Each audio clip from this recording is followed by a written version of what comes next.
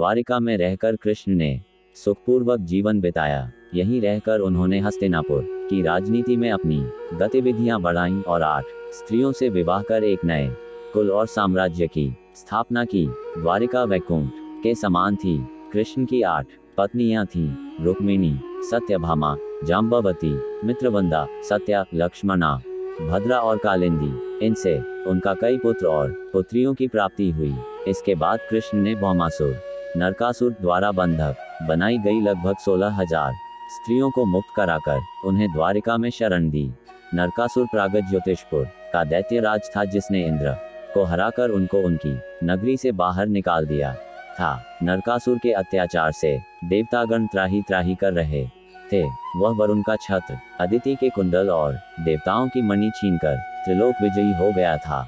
वह पृथ्वी की हजारों सुंदर कन्याओं का अपहरण कर उनको बंदी बनाकर उनका शोषण करता था। मुक्त कराई गई ये सभी स्त्रियां कृष्ण की पत्नियां या रखेल नहीं थी, बल्कि उनकी सखियां और शिष्या थीं, जो उनके राज्य में सुखपूर्वक स्वतंत्रता पूर्वक अपना अपना जीवन यापन अपने तरीके से कर रही थीं।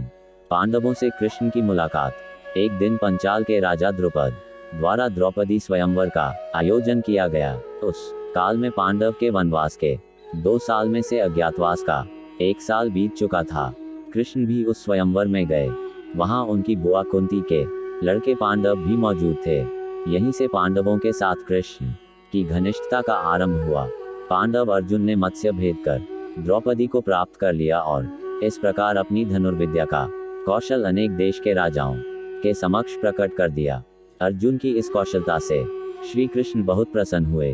वहीं उन्होंने पांडवों से मित्रता बढ़ाई और वनवास की समाप्ति के बाद वे पांडवों के साथ हस्तिनापुर पहुंचे।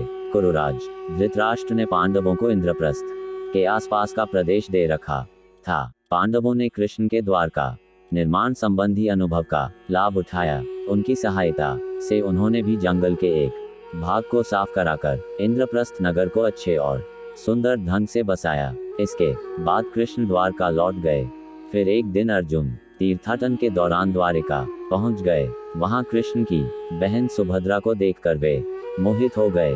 कृष्ण ने दोनों का विवाह करा दिया और इस तरह कृष्ण की अर्जुन से प्रगाढ़ मित्रता हो गई। आज भी लोग दूर दूर से द्वारका चलकर आते हैं और द्वारकाधीश श्री कृष्ण के दर्शन करते हैं। आज भी द्वारका में लाखों की संख्या में श्रद्धालु आते हैं। कई बार श्री कृष्ण ने संकट अपने ऊपर लेकर द्वारका की रक्षा की है। द्वारका को देवभूमि के रूप में भी जाना जाता है।